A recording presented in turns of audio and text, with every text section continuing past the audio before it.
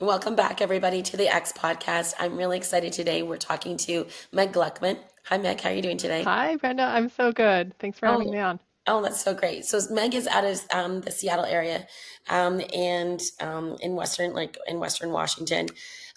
She is all about helping parents navigate through divorce and co-parenting.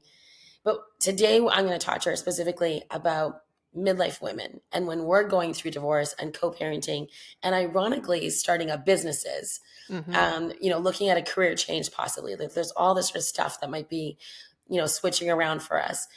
And what do we do? How do we navigate through some of those things? So without like diving right into that deep end part, Meg, why don't you tell us a little bit about yourself, how you got into this Yeah. work, and Yeah, and how you help your clients out?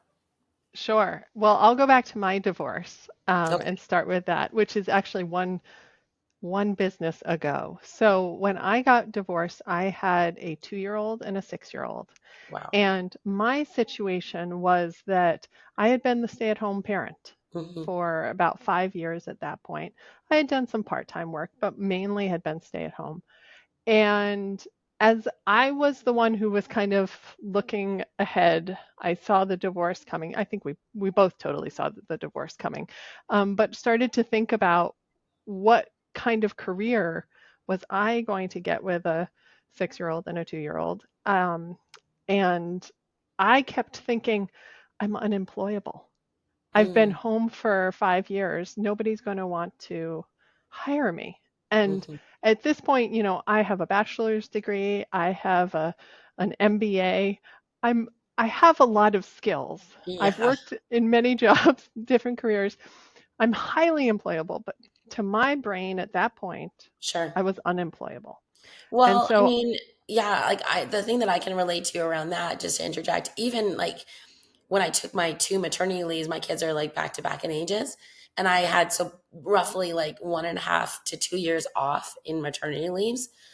And then I was interviewing for jobs again. I had a recruiter tell me that, like, oh, you might have to get entry level. But when I had left, I was already at like a senior management level. I was like, what? I've only right, been gone for two right. years. So Yeah. whether or not you perceive it, it also sometimes is a bit of truth out there. Right. And we have societal stories, right? The biggest story, which is if you're staying home, you don't deserve any income, right? It's Yeah. kind of like you're choosing to stay home, you're choosing to take care of your kids, and it's somehow like you're taking vacation or something like that, right? You're not Yeah. earning money, you're not as valuable.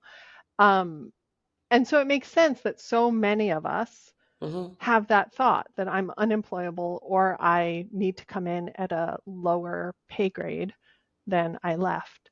And so when I was in that spot, I didn't talk to anybody about that feeling.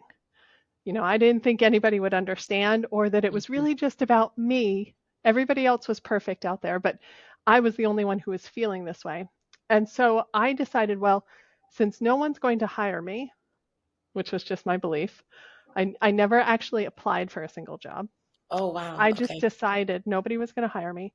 I'm going to start my own business because then, it's me paying me Right. and I don't have to worry about someone hiring me. So I started a almond hummus company and I made almond hummus and I sold it at farmers markets and then I got into a bunch of grocery stores Okay. and I had a couple employees and it was great. It was a real adventure. I learned so much doing that. Hmm. Yeah. I ran that for 3 years and got to a point where I had maxed out the space that I was renting and really would either need to go big and probably Hmm. build my own space or go into a whole different model where somebody else was making it and I was just marketing it. And I Hmm. just decided I didn't love hummus quite that Okay. much to keep going. Right. But after 3 years of building up my own business, I felt highly employable, right? I was Amazing. so Yeah. confident about my skill set. And so then I went on and I got a job. I was running a retreat center out here on Whidbey Island that was really awesome. And then COVID hit. Large retreat centers that were hosting Shut 100 down. people shut down. We literally had to shutter and just turn down the heat on all the Hmm. buildings, right? Um, and simultaneously to when, we kept for the first few months of COVID, that springtime, right? We kept just canceling things out a few months and hoping that things were going to kind of like come back Yeah, online. I know. I saw that with so many businesses in hospitality and retail. We just Yeah, didn't know, right? right. Nobody had any way to know. And so finally in July, we just canceled everything that was on the books. We said, we have no idea when this is actually going to come back on. So July, I found out that essentially I was unemployed, and I found out from the schools that we were going to do the next school year all online, Right. Yeah. right? And so at this point, I had a fourth grader and a kindergarten, right? So I was thinking, you know what? I'm going to take a year off. I'm going to take a year of retirement, Hmm. and I'm going to stay home with them, and I'm going to support them whatever they need in order to make it through this. And we're just going to see how this whole thing unfolds. So many women did that. And, I admire you for doing that. I was already working from home. So, and my Yeah. kids were a little bit older. So I didn't necessarily need to sort of Yep. do that. And our school ended up going back. We had a smaller school. So they ended up Mm-hmm. figuring it out and were able to go back. But yeah, so many women either left their jobs or they got laid off, decided not to go Yeah. back to work. It was a Yeah. real brain drain, I think, in the workplace.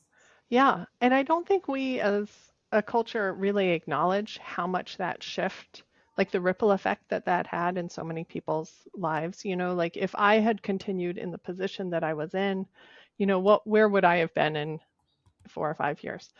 Um, but so once I made that decision that I was going to stay home, I actually got to thinking and I was like, well, maybe I'll just get certified as a coach while I'm at home because that'll be Mhm. my school that I do while the kids are sitting there doing their school. And so that's when I got certified as a coach, which had always been an idea in the back of my mind, but really it was the perfect time to do it. And so I started that and Yeah. then launched my next business. Um, just being a individual life and business coach at first, and worked with a whole bunch of Right. different people, a lot of solopreneurs who were just kind of getting their businesses started, and working on marketing and selling and mindset and all that good stuff. And then Right. a few years into that, realized that what my passion really was helping parents who were navigating divorce and co-parenting, because that was the easiest thing for me, right? When somebody came in and they wanted to talk about divorce, I was like, this is my cup of tea. Let's talk.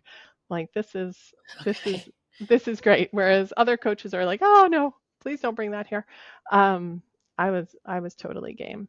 And so now that's all I do. So this is actually my third business, but my second kind of since divorce. And what have you seen? I mean, well, first of all, before I get into my next question, thank you for sharing your story and your path with us because I think you're right. I think we do need to, you said something in there about like just acknowledging and resurfacing that conversation about so many women, including yourself, um, took a step back, Yeah. did the right thing as far as making sure their kids got the care and the attention that they needed during that time, but at the same token, made huge sacrifices, right, to their own, mental stimulation, ability to earn money, create generational Mm-hmm. wealth for themselves. Mm-hmm. And let's face it, like we're behind the eight ball anyways, as far as making Mm-hmm. generational wealth, pay Yeah. equity gaps in both sides of our countries. I'm in Canada, you're in the US. Yeah. It's a global issue.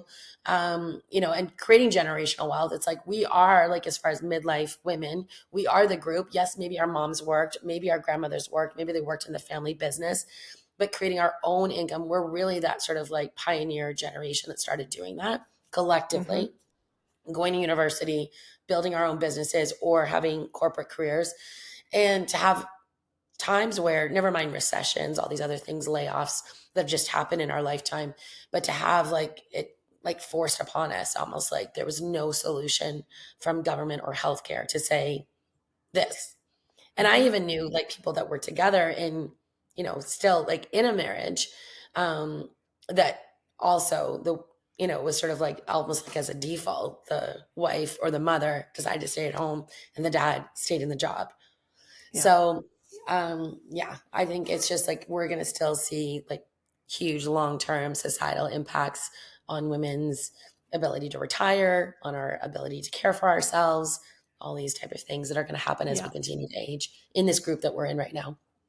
Yeah. So, And can I just yeah, add one thing onto that? And I think the work that you do with folks and the work that I do is so important to just point it out that it's not that you screwed up somehow. It's not no, an individual problem. It's a systemic problem, right? yeah, Because our default nature is to turn it into a personal problem. Like, hmm, well, if I had been more on the ball, I would be further along, or my retirement account would be further along, or whatever. And to just step back and say, that's not helpful.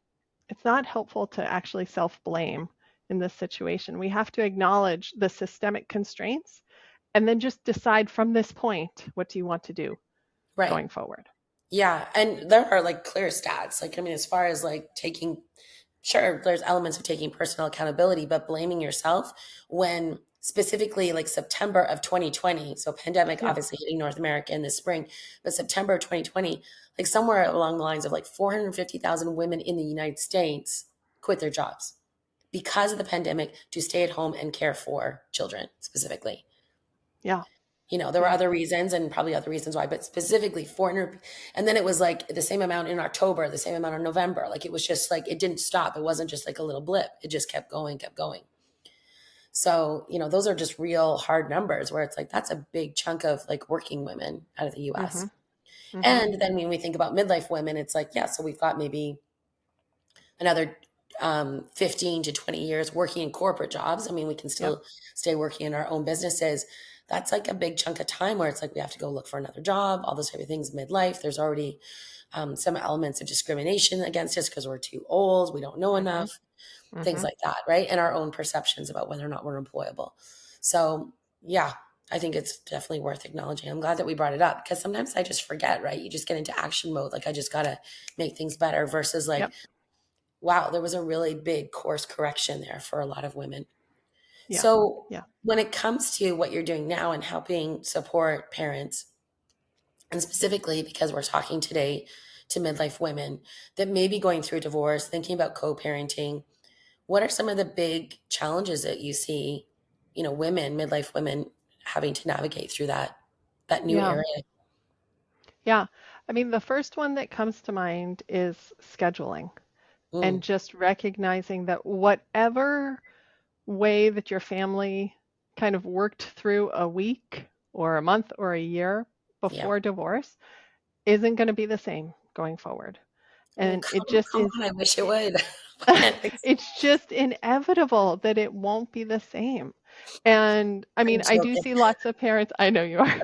I do see lots of parents come in and really they want to hold on to it somehow to Mhm. maintain it as close to exactly the same schedule. And the reality is you have to maintain two homes now and you're going to have to figure out a different flow, a Yeah. different schedule.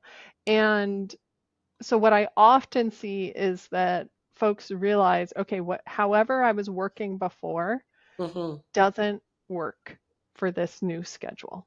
Right. So if it's that I want to be able to be with my kids whenever I have my kids. So if, the vast majority of divorces end up in something that's really close to a 50-50 co-parenting plan. So Hmm. 40-60, whatever it looks like. Right. But more and more, that is the norm. And so if you know that you are going to have your kids 50% of the time, you want to make that 50% count, right? And so what I often see is parents wanting to be home after school with their Hmm. kids. I think that's probably the number one thing. If I only have a Monday, Tuesday this week, I want to make sure I see them after school and not just at 6 p.m. and 6 to 9 at night. Which is, again, really hard, I think, for people to be able to maintain that with their employer. And that Yeah. was, I mean, you talked about sort of things that you recognize as far as the job front when you got divorced. For me, I was a vice president in an organization. I was traveling 2 to 3 times a month. It Mhm. was the norm, and I'd be traveling Yeah. with my CEO or other members of the executive team. And when I got divorced, or when we were going through the stages of getting divorced, I knew immediately I wasn't gonna be able to keep that schedule. Mhm. And I was already starting to plant the seed with my boss, trying to think of alternative means. This is again pre-pandemic. So the whole idea of doing Zoom meetings and like, okay, you guys go on the trip and I'll still be like in the meeting on Zoom, like that was not even something that could be Mhm. pondered, right? Even though that Right. technology still existed then, it wasn't something that We could be we weren't accommodated. using it right No. in the same way. And so it was like I couldn't even think about proposing it, and there was no one in my organization that would even come up with that idea. And my boss at the time was very much like, "Oh, well, we can try and accommodate. Da da da. How long do you think this will be?" And I'm like, "This is going to be for a long time." My kids were like seniors in elementary school, but going into high school. I'm like, "This is going to be like this for the next 5 years, Mhm. 6 years." Mhm. Until they're, obviously adults or in college and stuff like that. But like this whole like shuffling back and forth, figuring things out, obviously think they'll get, and they did, they grow up, they start, they can do things on their own, start to learn how to drive, all the horrors of that. But, it's like, but at the time I didn't know how far, I couldn't think that far out. I was just thinking what was going on in my present moment.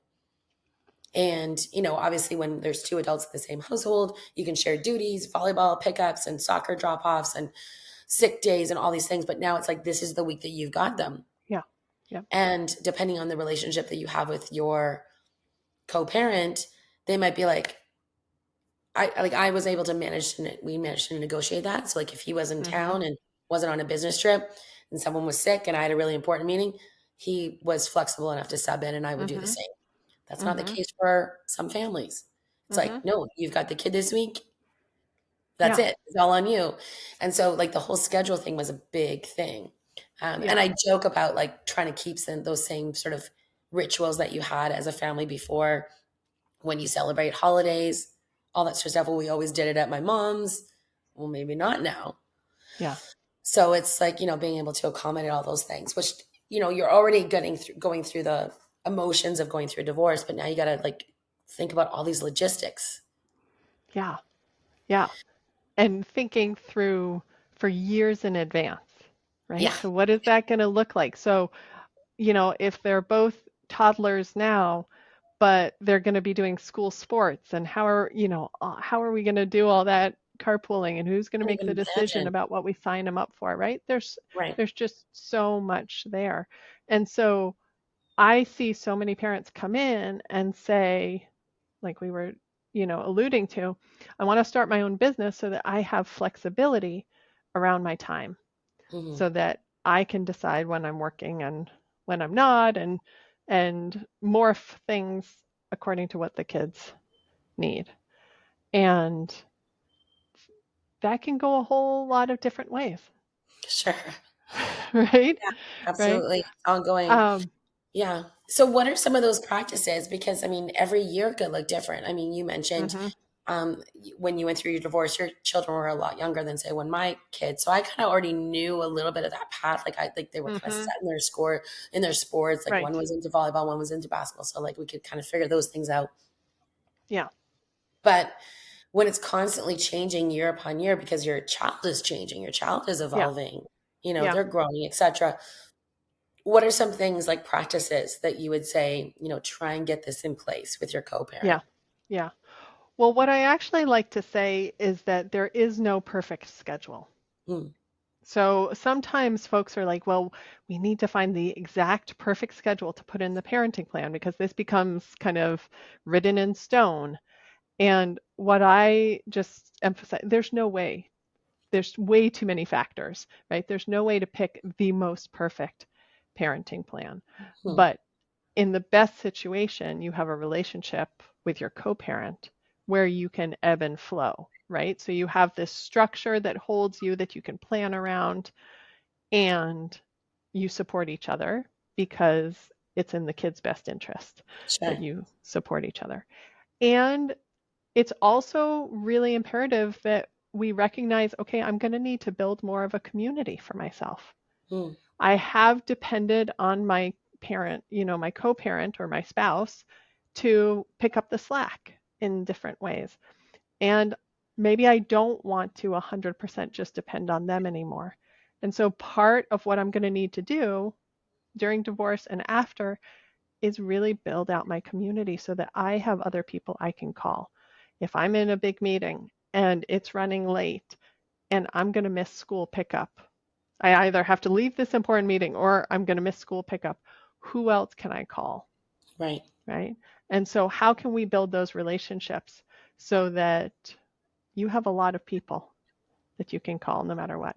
Just as a totally random side note story, my best friend lost her dog over the, let's see, it was last week now. And she is so well connected in this community. She has Mhm. built a community so beautifully that there were literally like 50 to 100 people out for 4 days walking these streets. We're in a very wooded area, Right. um, walking these streets just to get a sighting of him. It was the Wow. most amazing community turnout, right? Somebody showed up with a drone to try to like get pictures, even though they couldn't because it was way too wooded. She wouldn't. Yeah. Right? Everybody had an idea of what if we put these snacks down for him and all of this kind of stuff. And um, that didn't just happen out of nowhere. It's because she has for years built relationships and built community here so that she could call on somebody like that, I think call that's on a a whole really, community like that. I think that's a really good tip because I can reflect back on, the last like 6, 7 years. And I think this is, we were talking about this offline where it was like, coming off of my corporate career, type A personality, I have to figure out everything. I have to figure out all the problems. And when I decided to quit my corporate job and start my business, it was like, I wanted to start my business. I had always thought about starting a business, but it was going to be like maybe after the kids had Mm-hmm. Mm-hmm. graduated from high school, and it was going to be sort of like my retirement, like entry into retirement, exit corporate world. But then I made the decision to start it earlier because I was a solo parent, because I was a single, not a solo parent, but a single parent and Mm-hmm. co-parenting. And I thought I had to be more accessible to the kids because I lost that direct contact with the co-parent that I was living with, their dad, my ex-husband. My mom was moving out of the country. So she was my other sort of like hall pass for anything, business trips, coverage, all that sort of stuff. And then I think I got into my mindset that I had to figure out these things. Like I had to have the answers to cover all the bases for my kids versus calling on friends or other family members to build out that community or new people. Mm-hmm. And I think it was kind of like I may have had a judgment on myself that maybe similar to you about like going back to work, where it's like, Mm-hmm. if I can't figure out how to look after my kids, I'm a bad parent. Yeah, right. It's Like only someone's me. I'm the only gonna, one.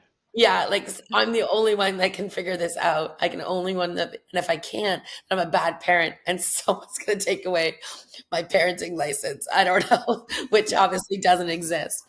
And if that's what defines you as being a bad parent, because I can't like reasonably pick up someone from soccer, Yeah.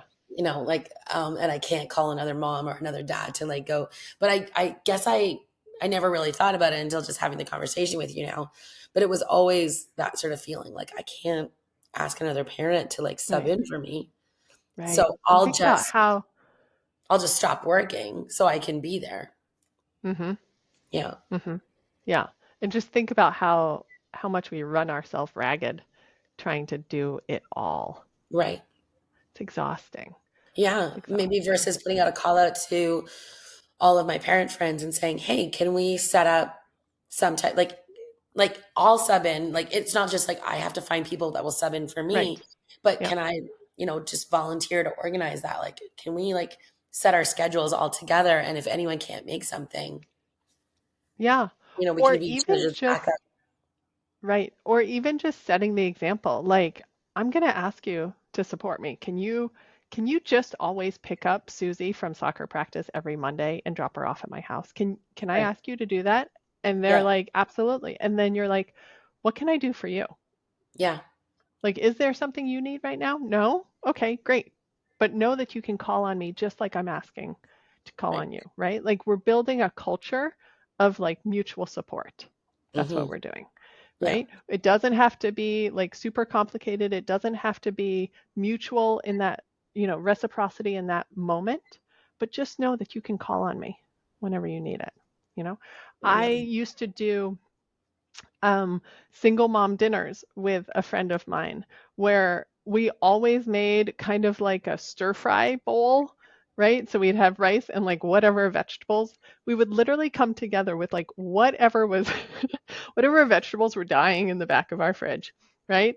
And some rice and soy sauce and like, okay, we would just do that for dinner. We would get both of our sets of kids together and like we would just make it together. And it just was like, how can we do this so that we're not entirely on our own, having to do everything on our own all the time.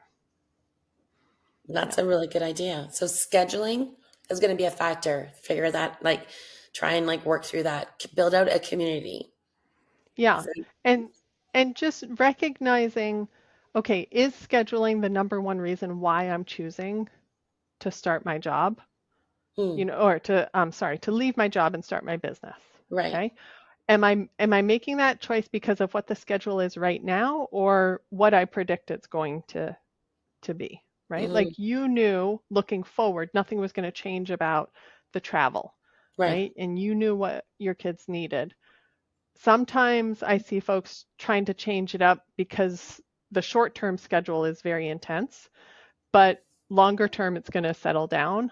And so does it make sense to add in this change right now too? Because it's important to bring up the money piece, right? When you're starting a business, Yeah. right? it we have to really take into consideration what's my runway to getting this thing really running, Hmm. right? Like what is the income I'm going to need and what's the timeline that I'm going to need to earn that on. If you have a lovely runway, a lot of folks that I'm talking to are have some sort of spousal support, or in some places they call it alimony, Sure.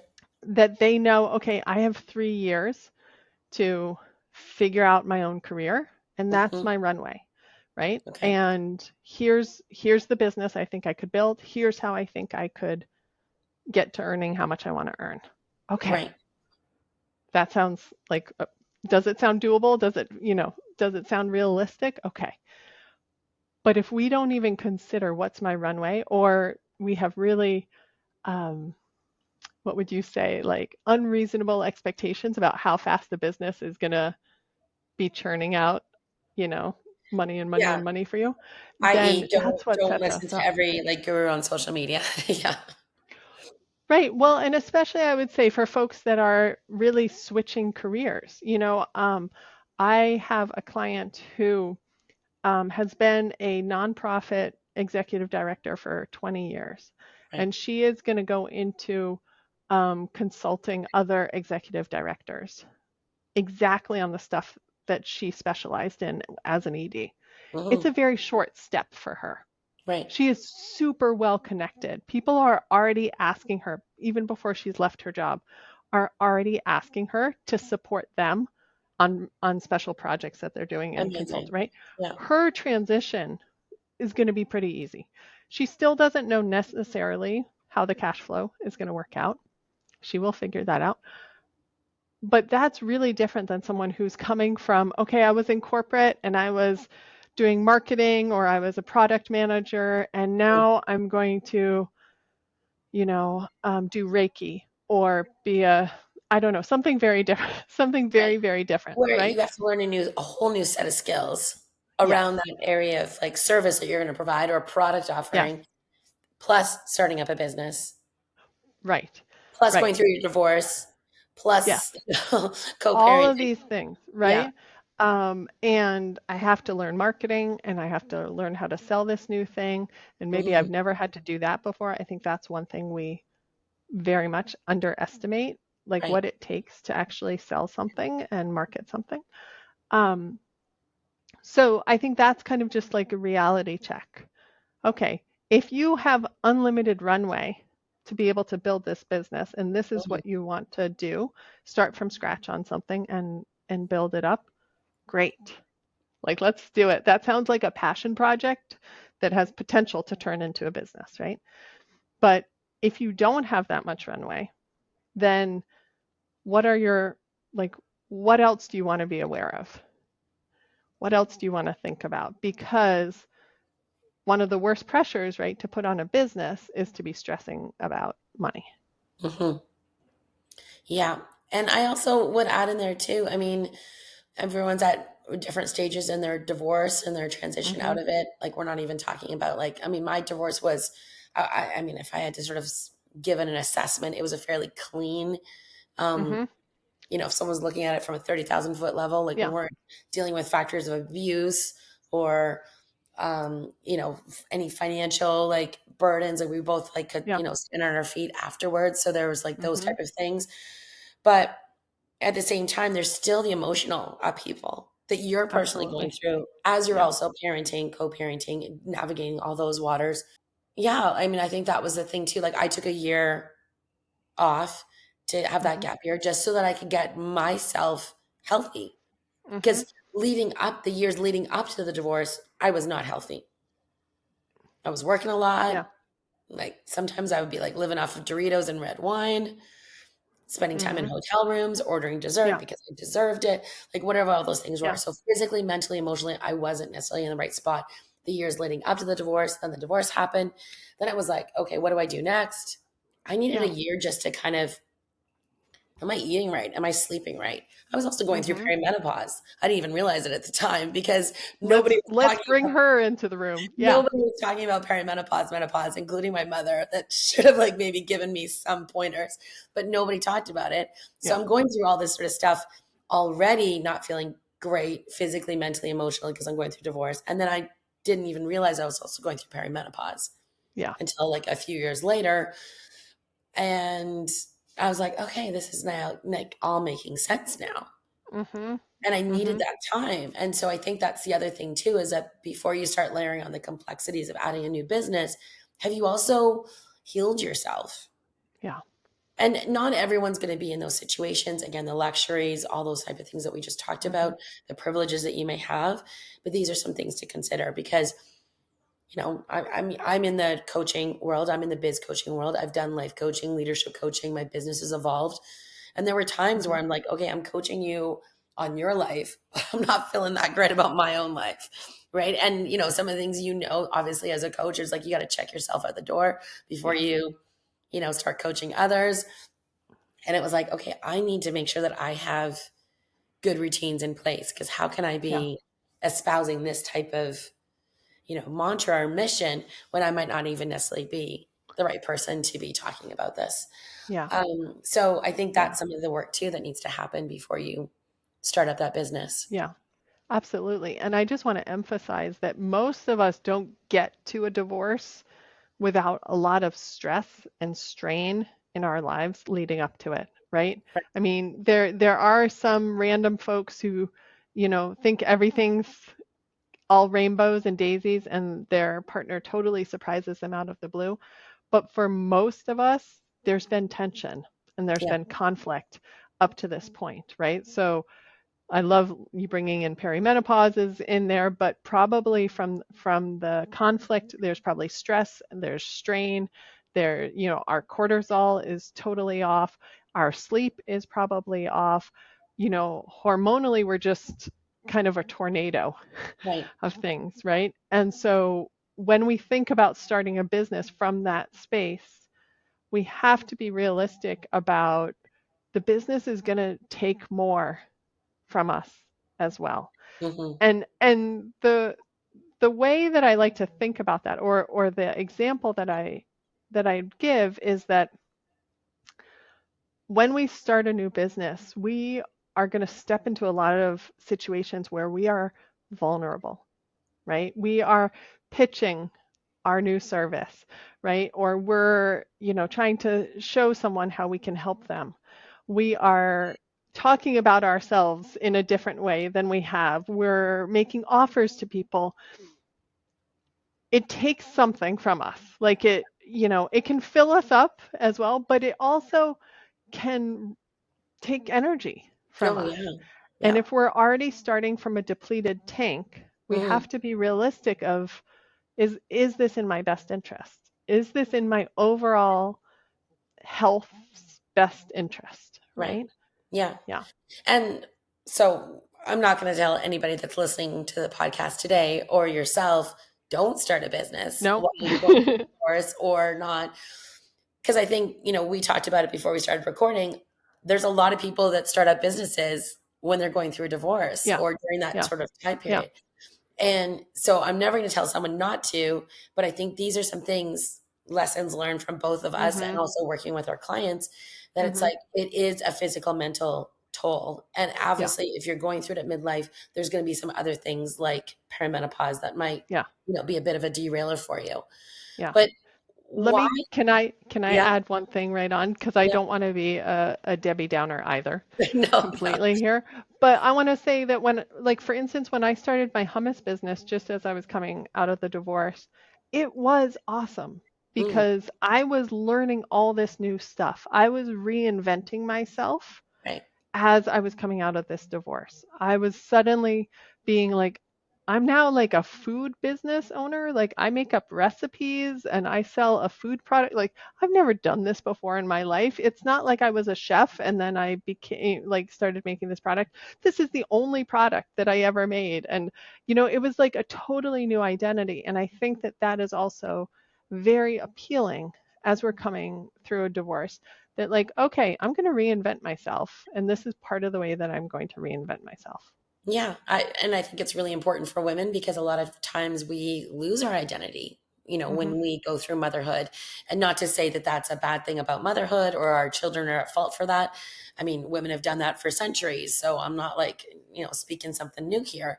But and it is a fabulous identity also to be a mother, or not to be a mother. But I think there's something there where it's like we give a part of us, not just like what happens in utero, like as far as like blood and all these other things, but it's like we actually give a part of our identity to Yeah. our children, and there's that sort of loss, right? And so I love your story about, like, you could claim that it was just like your own little thing that you created. Hmm. You have the children that you create too, but to Hmm. have something else to be your legacy, I think is Hmm. also really important. Hmm. So why do people get into? I'm just curious, like, where's this sort of like partnership between divorce and business owners and entrepreneurship? Why is that there? Well, I mean, I think just for all of these reasons that we're talking about, that there's a little bit of the reinvention, that there's a little bit of figuring out how to maximize what's really important to me, which is my time with my kids. Mhm. Um, I also think that there is, like we were talking about with the perimenopause and the health symptoms, that there is a sense of like, okay, well, maybe I've been in corporate and it's beat up my body a little bit and I'm not feeling well, Mhm. whether it's depression or anxiety or, feeling overweight or not being able to sleep or digestive issues or aches and pains, like Right. whatever it is, this isn't working for me anymore. And I'm going to use this shakeup.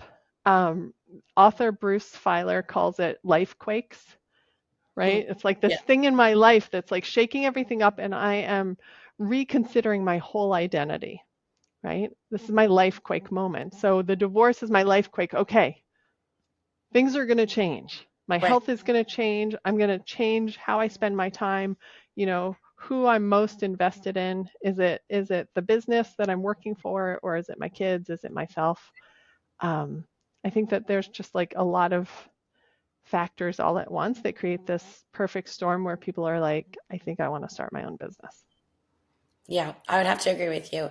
And the cool side, because we did talk about sort of like the downside of going through it, but the cool side is that you're not starting from scratch. It's not like you're starting at like day one, infancy, and you have to go through Mm-hmm. like elementary school, high school, college, university, all over again. You have all these skills. And I think your client that you talked about, how, she was in fundraising, executive director, and she could just take that and like now go Mm-hmm.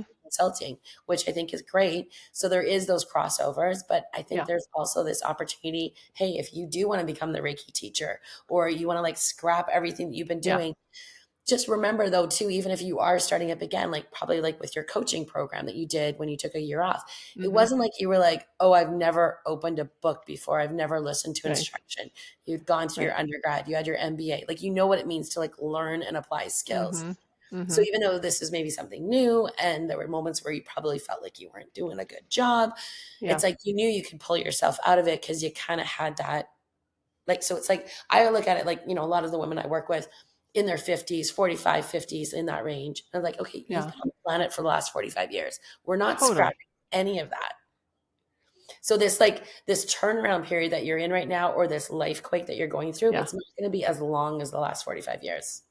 Mm-hmm. It's maybe going to Mm-hmm. feel like 2 years, 3 years, where things are going to Yeah. be uncertain, a little bit shaky. But then you're going to start developing patterns, and your brain's going to be like, "Oh yeah, it was like when I was riding a bike. Oh, it was like when I Mm-hmm. passed that math test in grade 9. It was like when I started playing soccer for the first time, Yeah. or whatever it is." Right? It's going to Yeah. remember those situations where you were Yeah. learning again. Yeah. I love that. I love just emphasizing like all your capabilities, all your skill sets, like you bring them to whichever new venture Yeah, you want to start. I love yeah, that. yeah. And so it's not like starting at the start line. Like Yeah. you got this like little head start. Mm-hmm. So it's a good thing. Mm-hmm. And we're living longer. So we've got lots more time to, make mistakes Yeah. and figure it out and course correct. Yeah. So Yeah. I think it's a good thing. So how do you, when you're working with your clients, how do you work with them? Like, what does that look like? Yeah, I work with clients one-on-one, Mhm. and we just have a private coaching session. Some folks that come to me during their divorce, I'll meet with them weekly through their divorce process, supporting them however they want support. Right. Um, Folks that come to me after divorce are dealing with some sort of co-parenting issue usually, and so we just meet until we get it figured out. Um, my whole philosophy is like we can make things better with your co-parent without them having to change. Mhm. And so um, yeah, we just figure out what you want it to be like and go after it. And you've also got a podcast. I do have a podcast too. It's called Welcome to the Other Side, and it's for parents that are navigating divorce and co-parenting. And And I I talk about a whole bunch of different stuff on there. yeah, Yeah. I've listened to that. And like, again, 6 years out of my divorce, there's things Yeah. where I'm like, oh yeah, that could totally help us right now. Yeah. Yeah. Because even That's though I'm true. going into, emerging adulthood with my Mm-hmm. two children that I share with their dad, there's still stuff. Like one of our children is out of the house. They're at university, but there's things like, okay, so are you covering Easter weekend? Am I covering, like, Yeah. Yeah.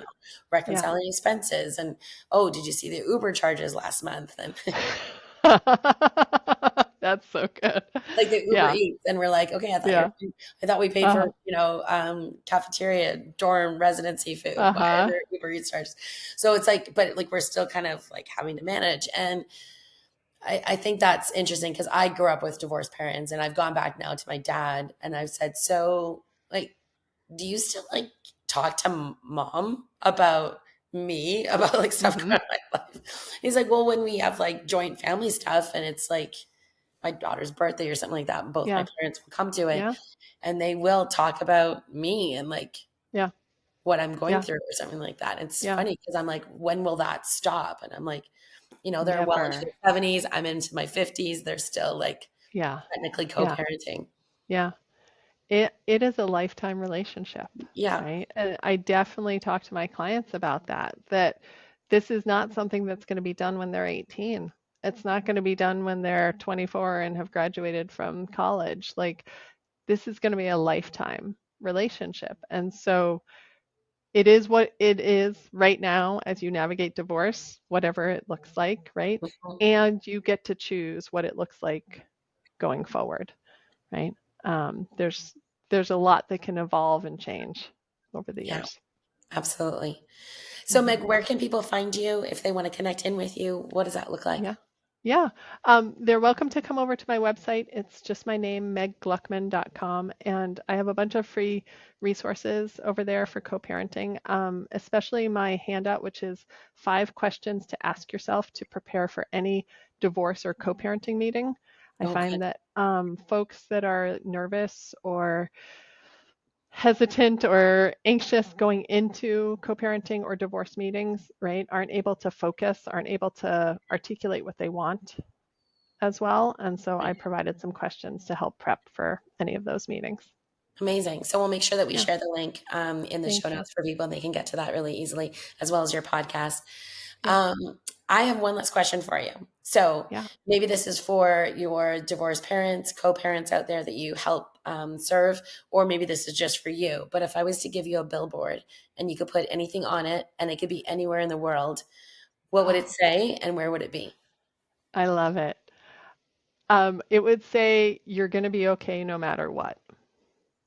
Yeah, absolutely And true. it's something that definitely I have to remind myself of, but I remind my clients all the time about. No matter what this parenting plan looks like, no matter what gets decided about spousal support, no matter what gets decided about, who gets Christmas and who gets Easter, like you are going to be okay no matter what. I love it. Thanks Yeah. so much, Meg, for Yeah. being on today. Thanks Thank so you, much for Brenda. sharing wisdom with us. It's been great connecting with you. I really appreciate it. It's been fun. Thank you.